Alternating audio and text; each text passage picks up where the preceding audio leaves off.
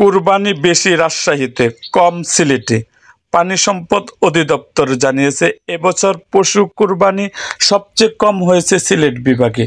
এই বিভাগে 3,19,830টি পশু কুরবানি হয়েছে। সিলেটের পর সংখ্যার দিক থেকে কুরবানি কম হয়েছে ময়মনসিংহ বিভাগে। এ বিভাগে 3,83,162টি পশু কুরবানি হয়েছে। এবছর সবচেয়ে বেশি কুরবানি হয়েছে রাজশাহী বিভাগে, 30,24,971টি। ঢাকা বিভাগে পশু কুরবানি হয়েছে 21,85,040টি।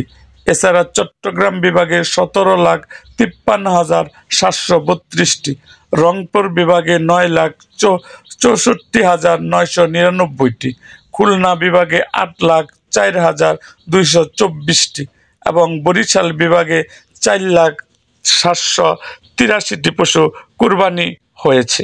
এরকম আরও ভিডিও পেতে আমাদের মুক্তাগাছার ইতিহাস মিডিয়া ইউটিউব চ্যানেলটি সাবস্ক্রাইব করুন এবং পাশে থাকা বেল আইকনটি বাজিয়ে দিন।